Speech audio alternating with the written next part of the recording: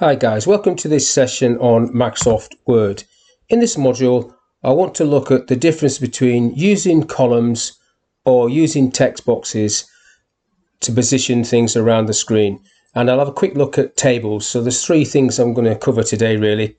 Columns, how to create columns, the pros and cons, how to create a text box and move it around the screen, and then how to use a table and hide the lines so you don't see that there is an actual table there.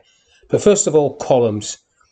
Now to activate columns, you need to go to the Layout tab, and then you have this option, Insert Columns, with different number of columns. I'm going to pick 3, and as long as you've got your ruler activated, and you should have that on anyhow, View Ruler. As long as you've got that activated, you'll see the ruler, the ruler across the top, and on the ruler you can see each column. Now the problem with columns is, first of all, if I start typing some text, so you think, now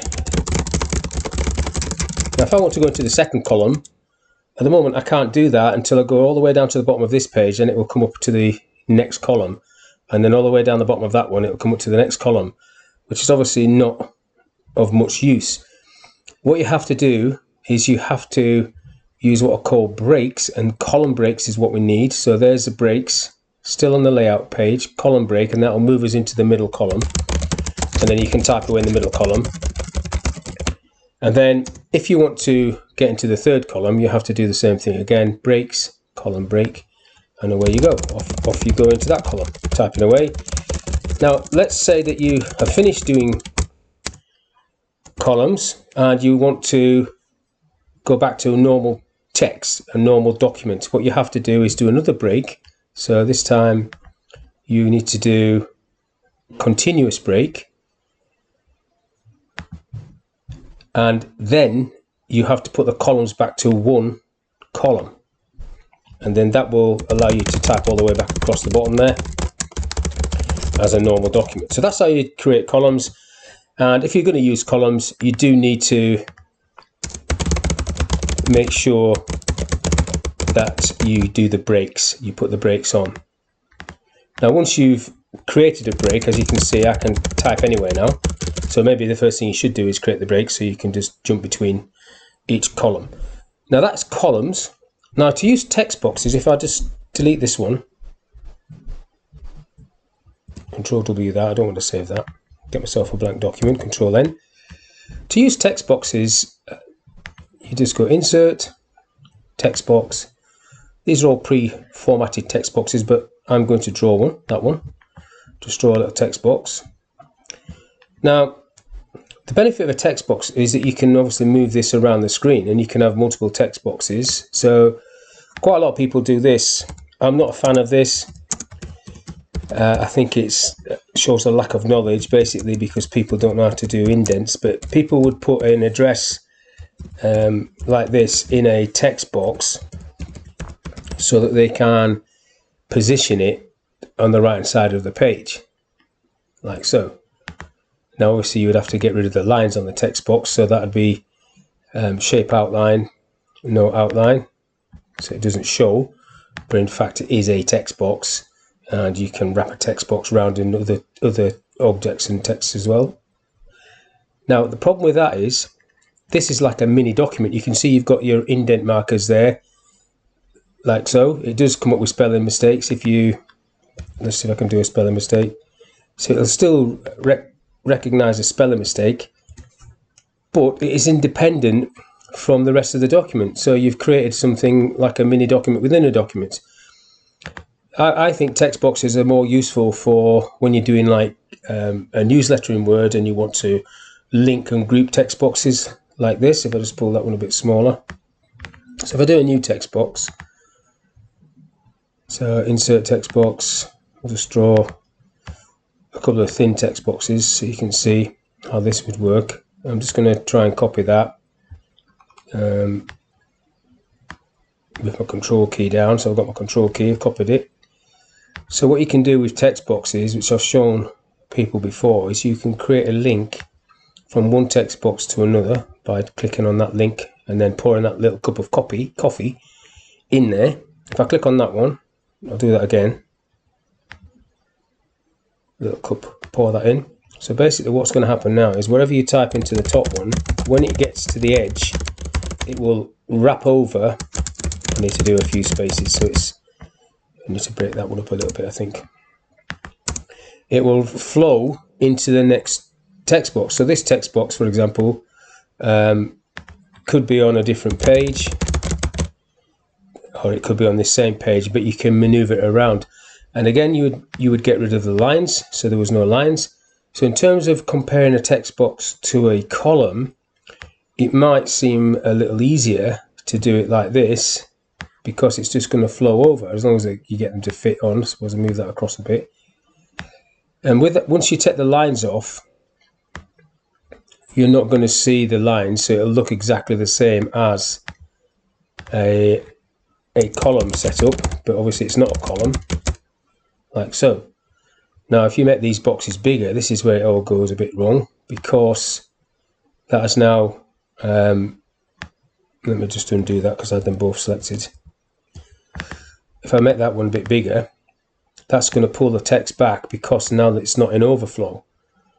So this then wouldn't really work in the way that a column works, where you could just go click into the other one. It only works if you filled up the first column, and then it'll go across. So once you start resizing these boxes, it'll pull the text back. So if you want it to lay out like a column, the first one I showed you, text boxes aren't really going to work. And I'm saying to you, try and avoid doing this if you wanted to use the text box for doing that. So this is more to do with, I want to write an article, start writing it, and I want the rest of it to follow through onto, if I make a few spaces there, that'll pull it back into this a little bit. I want this rest of this article to be on a different page. So that's text boxes and columns. Now let's have a quick look at tables. So if I just get rid of all these, in fact I'll just delete the document, Control W, not saving it, Control N, new. With tables, I think you've got more flexibility than either of those two options. So if I just do a 3-column table, which is then sort of representing what we had in terms of columns, so if I type away, it doesn't flow over to the next one, and you can just quickly click into the next cell and type away to your heart's content, and it's not being pulled back through. Obviously that was needed to do a word break there. And if you want extra lines, you just press your tab key, you get extra lines for a table like that. Keep pressing tab, or you can just keep typing down if it's just one. If you just try to replicate the column feature I showed earlier on, and again if you click that, it highlights the whole table, and then you can put no border on, like so. Now the reason you can still see the dotted lines is because I've got view grid lines activated on the layout tab. If I take that off and then click away altogether, you can't see that there's a table there until you click into it. Now I do tend to have view grid lines on so you can see the guides, and it's also the way to get address blocks on the left side and the right side. Quick way of doing it. You can use tabs, but if I go insert table and do 3 again, so I might want to go Mr. Saxton on this side, and then press tab, and then Mr. B. Green on that side, and then come back over to this side and press enter. 1, 2, 3, Belden Lane. I don't live there, by the way. And then tab, go back over to there, press enter, and then 1 Red Road. You can see how you can line things up using a table. So if I just get rid of the lines, again, no border. So that's when you print that off. If I go to Control P for print, you don't see the lines. That's all you see, even though it's in a table. So you could use this option for laying things up on an address, but it's not ideal, again, because that's not right across to the, well, I could move this, I suppose, line it up a bit. But the way I would always do address blocks is none of these ways I've told you. So if I just do Control W Don't save that. Control N for new. I would always, and I suggest you do, is use indent. So I'll move the indent marker across to the 11 centimeter mark, and I type my address, 123 Belgium Lane. I don't live there, by the way, before anybody decides to write a letter to me. I lived there when I was 10. So the benefit of indents is that when you've finished, you just clear the indent. Control Q clears the indent, or you can drag the indent back across manually if you want, which I will do. And then you're ready to go. So that is how it should be laid out. It's on the right hand side of the screen, but it's left aligned.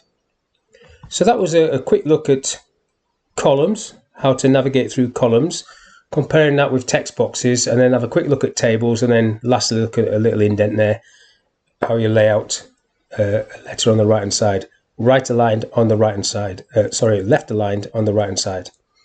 But that's the end of this session, so I hope you enjoyed that, and I'll see you in the next bit.